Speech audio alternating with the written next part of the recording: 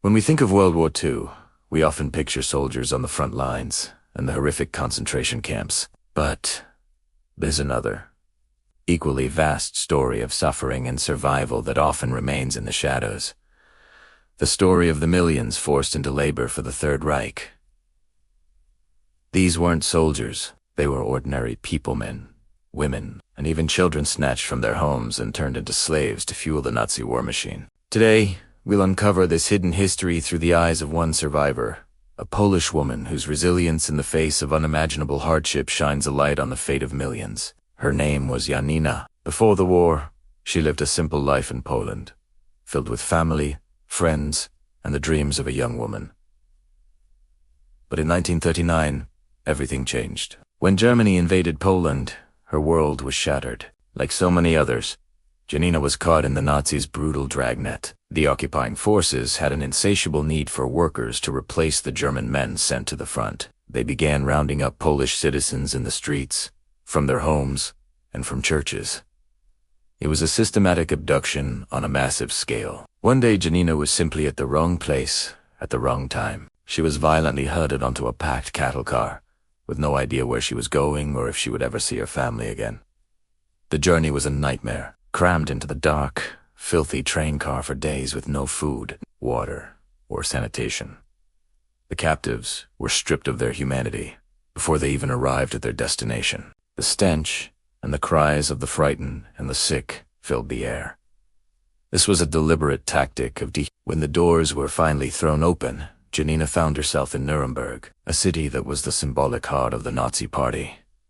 But she wasn't there to see the grand rallies. She was there to work. Along with thousands of others, she was marched to a sprawling labor camp, a place that would be her prison for the next several years. Life in the Nuremberg labor camp was a grueling, monotonous cycle of starvation and exhaustion. The prisoners were housed in crude, overcrowded barracks, with little protection from the biting cold of winter or the stifling heat of summer. Every morning began before dawn with a meager breakfast, usually just a slice of stale bread and a cup of watery ersatz coffee. Then, they were marched to the factories.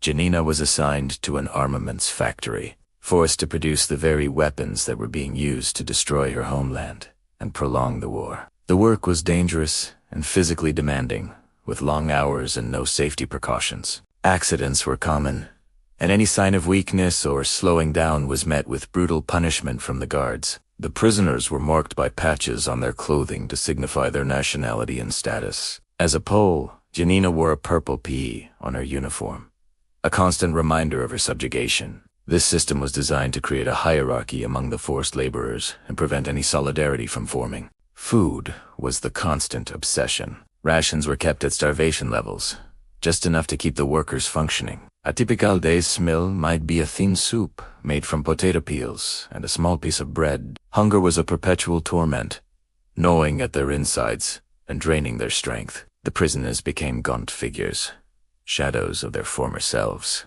Many succumbed to malnutrition, disease, or sheer exhaustion. Despite the constant threat of death and dehumanization, the human spirit found ways to endure. Small acts of rebellion and solidarity became lifelines. Workers would subtly sabotage the machinery or the munitions they were producing, a risky but powerful way of fighting back. They shared scraps of stolen food, whispered words of encouragement, and looked out for one another when the guards weren't watching. Janina learned to be resourceful, to find an extra potato peel, to mend her worn-out clothes, to hold on to the memories of her family as a source of inner strength. These small acts of defiance were not just about survival. They were about preserving a shred of their identity and dignity in a system designed to erase it. The psychological toll was immense. The constant fear, the hunger, and the back-breaking labor were compounded by the utter loss of freedom and the uncertainty of the future. The prisoners were completely cut off from the outside world, with no news of their families or the war's progress, aside from the drone of Allied bombers overhead. These bombing raids were a double-edged sword. While they signaled that the war was turning against their captors, they also brought terror and death to the camps and factories, which were often located near strategic targets. For Janina, the sound of the air raid sirens was a terrifying reminder that death could come from the sky as Izelius from a Gardus rifle. As the war neared its end in 1945, the situation in the camps became even more desperate. The Nazi regime began to crumble, and the supply lines broke down completely. Food became virtually non-existent.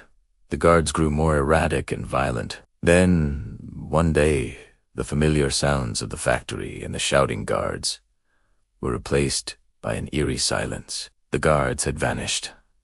Soon after, American soldiers arrived. Liberation had come. But for Janina and the other survivors, it was not a moment of pure joy. They were free, but they were also skeletal, sick, and deeply traumatized. They had survived, but the world they knew was gone forever. Returning home to Poland was not the triumphant homecoming one might imagine. Many found their homes destroyed and their families gone. The scars of their ordeal, both physical and psychological, would last a lifetime. Janina's story is just one among millions.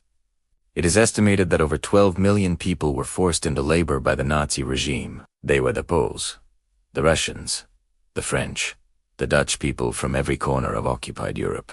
They built the bunkers, the highways, and the weapons for a regime that considered them subhuman. Their forced labor was a cornerstone of the Nazi war economy. Remembering stories like Janina's is crucial. It honors the resilience of those who endured and highlights a vital, often overlooked, aspect of World War II.